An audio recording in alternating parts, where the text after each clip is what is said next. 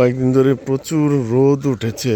এত রোদের তাপমাত্রায় মানে ছাদের গাছের একেবারে হলদে ভাব চলে এসেছে। দেখতেই পাচ্ছেন পাতাগুলোর হলদে হলদে ভাব আছে, যে একদম হলদে হলদে ভাব আছে। তা আমাদের আসার কথা হলো, মিষ্টি কুমড়ো গাছ এতগুলো লাগিয়েছি, যে গাছগুলোতে ভাবতাম কিছুই হবে না। এই যে দেখেন মিষ্টি কুমড়ো ধরা শুরু করেছে, আলহামদুলিল্লাহ। এই যে এইটা তো ধরা শুরু করেছে,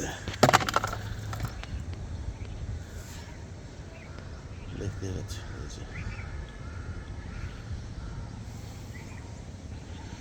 যেহেতু ধরা শুরু করছে, আল্লাহর কাছে লাখো শুকরিয়া।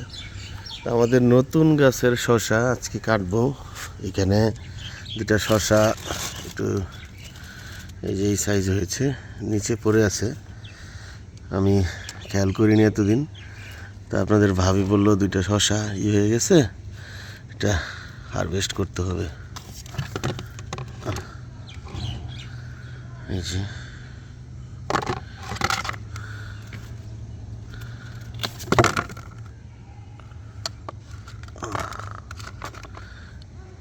এই যে দুইটা শসা ভালোই মোটামুটি সাইজ দিছে দুইটা শসা।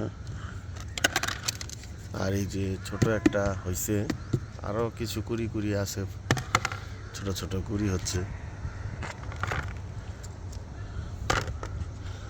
তো গাছগুলো আসলে রোদের টেম্পারেচার এবং আবহাওয়ার কারণে একটু লালচে লালচে হয়ে আছে প্রত্যেকটা গাছই। তো এর মধ্যে পানি দেওয়ার কোনো বিকল্প নাই, পানি দিতেই হয়। এই যে আমাদের নতুন গাছেও ধুন্দুল ধরা শুরু করছে, যে দেখেন নতুন গাছে ধুন্দুল আসছে।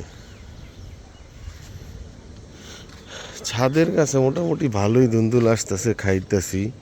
কিন্তু ওই যে বাড়ির সামনে যেটা জায়গাটা খালি জায়গার ওইখানে লাগাইছি গাছ, অনেক বড় হয়েছে কিন্তু ধুন্দুল হইতেছে না।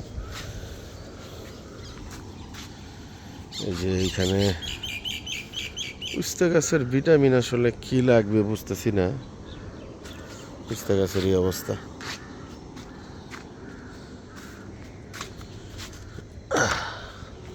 প্রচুর গরম, দেখতেই পাচ্ছেন, একদম ঘেমে যাচ্ছে সকাল সকাল।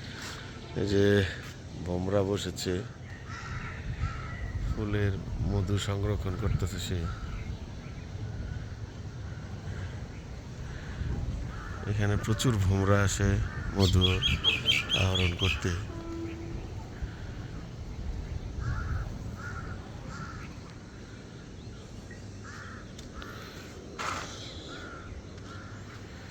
যাই হোক, এই হলো অবস্থা আমাদের।